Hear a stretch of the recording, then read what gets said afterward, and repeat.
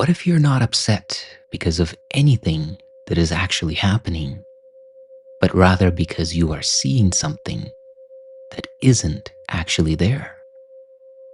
What if every conflict, every resentment, every anxiety is not about the present moment at all, but about the past that you are projecting onto it? Today, we review the foundations of perception itself. Lesson 52 reviews the lessons 6 through 10, and it reminds us that first, I am upset because I see what is not there, which means I am upset by illusions. Next, I see only the past.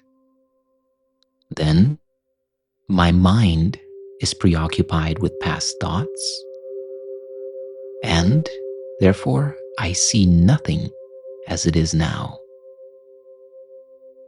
Lastly, concluding that my thoughts about the nature of my upset are not real.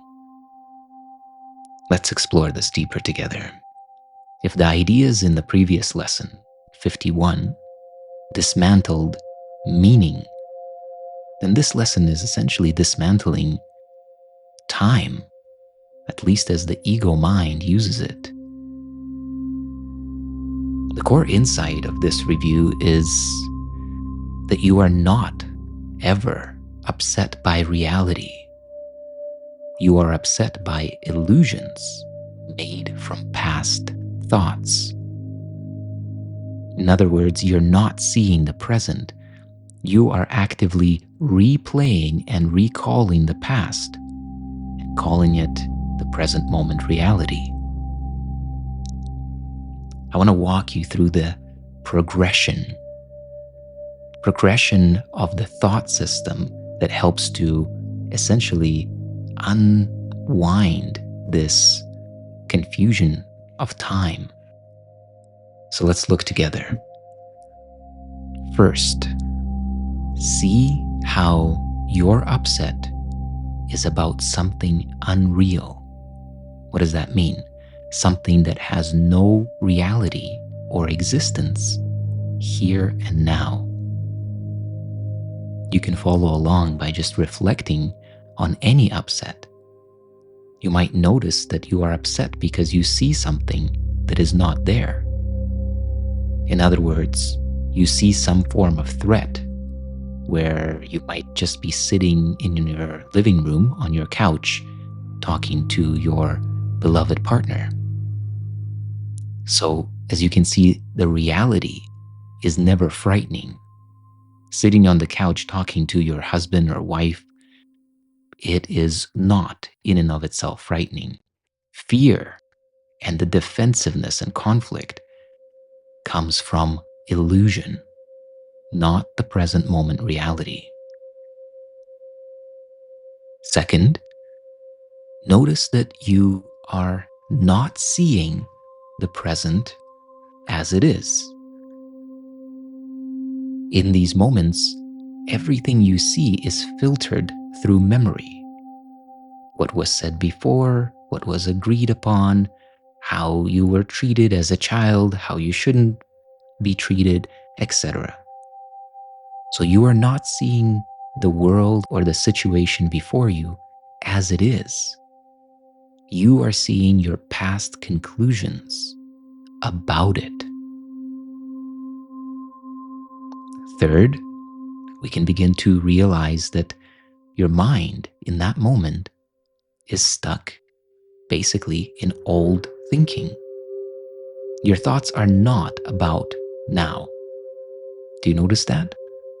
In any moment of conflict, you are not noticing that, oh, here I am safe. There's nothing attacking me. There's nothing depriving me. There might be a person across from me speaking words. There might be somebody who cut me off in traffic, but I am well. Nothing bad has happened. Those are not the kind of thoughts we experience in moments of upset. We experience thoughts that are about what was, what might be, or what we imagine. And so the now moment, which is the only aspect that we can truly say is real, remains veiled and essentially unseen. Fourth is the realization of the natural and logical outcome of the first three premises we just covered, which is that you see nothing as it is. So if you only see the past in everything, that means you never see what is actually here. What you call seeing can really be called simply looking at the shadows of memory being cast upon the screen of here and now. And lastly is the awareness that the thoughts you hold related to this situation are meaningless, since they are, in essence, unrelated to the actual experience that you or I might be having in that moment. In other words, the thoughts causing your perception, and we went through this chain of causation in the previous discussion and contemplation, the thoughts causing your perception are not thoughts based on reality, but on the illusion of reality that is, in essence, imagined. They are fragments of the past, fused with some shapes, colors, etc. of the present moment, and therefore they have no true meaning and no true relevance to the here and now. So if we were to sum up all 5 of these ideas into one sentence, it might be something like, I am upset because I am reacting to meaningless thoughts from the past. I want to make sure this doesn't land as some kind of insult to the intelligence of your mind. Really, what this is about is the disillusion of the ego's deepest assumptions, which is essentially something like, my reactions are justified by what is happening, which is entirely false. Your reactions are being justified only by your past thoughts. So the truth might sound more like, my reactions come from past illusions in my mind, because they're not even real past. The real past is gone. What is in your mind is best called a misuse of imagination, misused to essentially scare yourself and experience yourself as under threat. When we begin to see this is the edge of real freedom. Because if suffering truly comes from illusions in our mind, then it does not require the world to change, or your partner to change, or the situation to change. Only your own perception needs to change for you to experience total peace. And this is actually the only place where you have real choice. And what this means is that peace is always possible now. Let's begin now to take this contemplation a little bit deeper.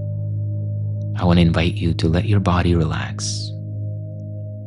Lean into full lucid presence of just this, what is now. Allow the concepts to just begin to melt away. Your breath might deepen, your gaze might soften. Let's take this moment to apply the central premise of the 5 ideas of this review directly. And here you might bring up a real moment of upset that you have actually had. It could be anything from a sense of frustration to feeling offended, or perhaps sensing like something has gone wrong. Anything that conveys an absence of peace would be appropriate.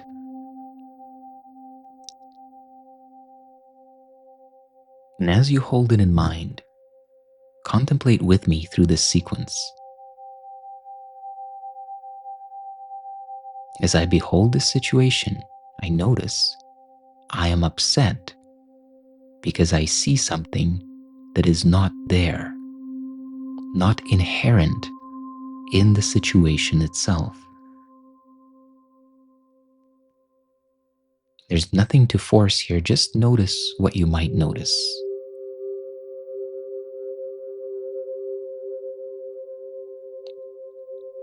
Next, I am seeing this situation through the lens of the past. And see if you can directly notice that.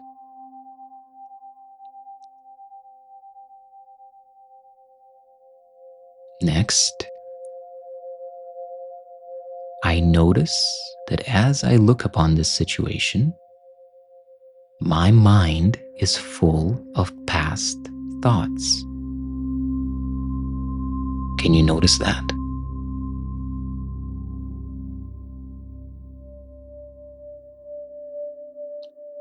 And so we can confidently say that I am not seeing this as it is now.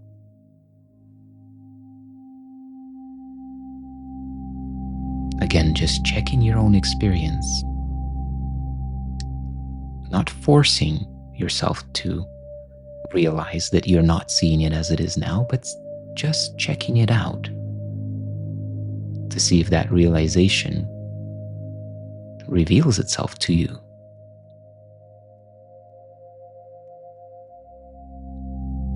And lastly, since my thoughts are not about what is here and now, the thoughts that give rise to the way that I am seeing this situation may mean nothing in as so far as it concerns this specific situation.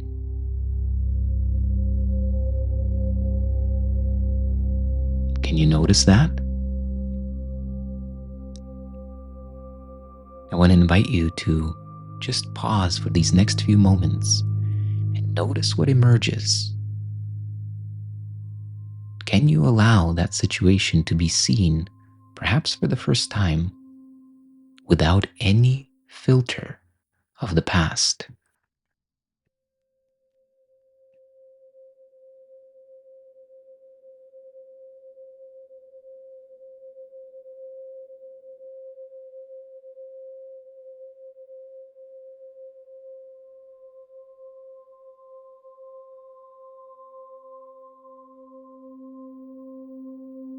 And now, let's begin to unfold our contemplation into dialogue. The very first question that I want to bring to us is this. The review lesson points out that I am upset because I see what is not there. So if reality brings only peace, then every disturbance is evidence of illusion. So then, Shanti, is it accurate to say that upset is not caused, but rather imagined and believed? Yeah, that feels right. It's not like something outside is forcing you to be upset. You're not reacting to something real. It's more that the upset itself is the decision, choosing to believe in something that's not actually true. And we get so tangled up trying to fix the world that we think is out there causing us trouble, when the real source of the disturbance is the story we're telling ourselves about it. So then, when the lesson says, given illusion's reality and regard reality as illusion, then this is not a small mistake. It's a total inversion of truth. What is eternal and real and feels abstract, and then what is imagined and recalled from memory feels urgent. So how do we recognize when we have made illusions feel more real and more solid than truth? That's the real question, isn't it? I wonder if it's not so much about spotting it happening in the moment. More like when you catch yourself feeling strong emotion about something, even positive emotion, maybe that's your clue. Because even excitement, to some degree, is choosing a story. It's choosing to invest in an outcome. When there's that strong tug, that's when reality feels a little further away. Expand on that a little bit more. I'm thinking about how strong emotion almost feels urgent. It's demanding your attention. Like when you're getting angry, there's a forcefulness to it. It feels immediate and consuming. And that feeling of being completely consumed, that's a pretty good indicator something is real. Like there must be something here that I need to do something about, and I'm gonna keep thinking about this, but maybe that urgency is part of the illusion as well. What's really happening is that feeling of urgency convinces you something must be important or threatening. The real reality that the Course points toward doesn't feel that intense. Yeah, wow. So the real reality is peace. But even so-called positive emotions are happening because of a projection where we perhaps are expecting or seeing that the present moment can somehow be improved upon. Is that what you're pointing out? Yeah, exactly. It's like craving some future version of now instead of being with what's actually here. Even happiness based on future outcomes, like waiting for a vacation or planning for something, that's still keeping peace at arm's length. Like the peace you feel in the moment is still conditional, right? Still wrapped up with if this happens rather than just is. Yeah, right. So it's like that outcome-based happiness is actually causing that upset as well, right? Because we sometimes then can have a sense that whatever the situation is, quote unquote, doing is blocking or preventing us from a particular outcome which we assume would be better than the here and now. Totally. So it's like the hope itself becomes the problem? You're right, the assumption that something else would be better implies the present moment is lacking, which instantly creates that sense of something missing. Yeah. Okay, so how about this one? When it says, I see only the past. If I see only the past, then I'm not really relating to anything or anyone real, am I? I am in my own head, as the saying goes, relating only to memory. Exactly. I was thinking about this the other day. When you're with someone, but you're really just reliving past conversations with them or projecting conversations you're going to have with them. Like you're talking to a ghost of who they were or who you think they'll be, instead of seeing who's actually there. Yeah. So what does this mean about the nature of relationships when they're experienced from this ego mind? That's where it gets tricky, isn't it? If our stories about people, the past interactions, expectations, grievances, those are what we're really engaging with, not them. So what we call relationships from that place is mostly just internal theater. It's more about managing these internal movies than actual human connection. It's like we're using the people in our life to fulfill the roles that we have assigned within that inner story. Is that right? Exactly. They become characters in your personal film instead of being the real people. They're not really contributing to your personal reality, but they're a source of data points to the past you're projecting. That's so wild to think about it that way. And if I only see the past, then is anyone in my life actually who I think they are? That's where it gets really unsettling, isn't it? Because what if they're not at all who you think they are, but you're just seeing your projection of them?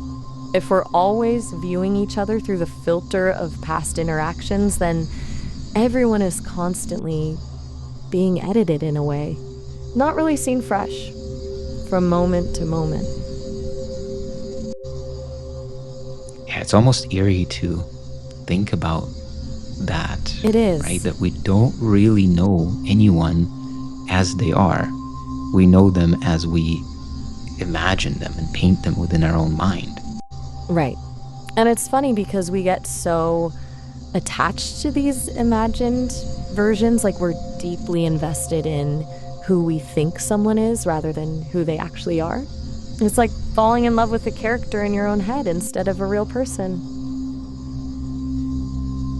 And that's also the basis of expectation, right? And the subsequent conflict or upset when those expectations that we have painted for the people in our lives are not met. Exactly. So the upset isn't about them not living up to what we thought they should do or be. It's about us being upset that our own story didn't go as planned. The conflict isn't out there in their behavior, it's inside us being unhappy with our own imagination. Yeah, what a radically different perspective than what we're used to in psychology and self-help. So, could we even go as far as to say that every time I'm upset, I'm reacting to a hallucination? That's pretty much what it's saying, isn't it? That the upset isn't coming from what's happening out there, but from believing something that isn't true. Mental fabrication. Your mind is constructing a reality that isn't really there, and then you're responding as if it is. The frustration, disappointment, anger, it's all to a story, not to reality. What about my sense of identity? Is my identity made of past thoughts as well then? Totally. Your identity, that whole story of who you think you are, it's just a collection of past thoughts. Your achievements, your failures, your relationships, your beliefs, all stored memories the mind keeps replaying. And that you that thinks it owns those stories, that's also a construct, not some solid thing existing outside of all that. Yeah, wow. This has been a beautiful discussion so far, and one thing I want to ask you as we come close to the conclusion of our exploration here is, when you zoom out on these 5 lessons that are being reviewed in lesson 52, what do you see as the core connection, the golden thread, the thought system that's emerging? Can you share that with us? Yeah, looking at all 5 together. Letting go of judging, recognizing holiness in everyone, trusting in guidance, claiming your salvation, and realizing illusions aren't real. It all comes down to this, that there's something profoundly simpler happening than what the mind... The Course keeps circling back to this idea that peace is our natural state, but we're covering it up with layers of stories and judgment. It's not that we need to become peaceful. Peace is already present. This isn't about self-improvement or fixing things. It's about unwinding what you've been convinced is true, recognizing that Most of what you perceive as real is actually an imagined problem. The golden thread through all the lessons is surrender and seeing. Not fixing, not trying, not doing, just letting go and seeing what's already here. I love that. Very beautifully put. So in essence, reality is never frightening. Nothing real can threaten you. Nothing unreal has ever harmed you. So as we come to the close of this contemplation, I just want to invite you today, if you're willing, notice just one moment where you are reacting to memory rather than reality. And now, let us go into the silence.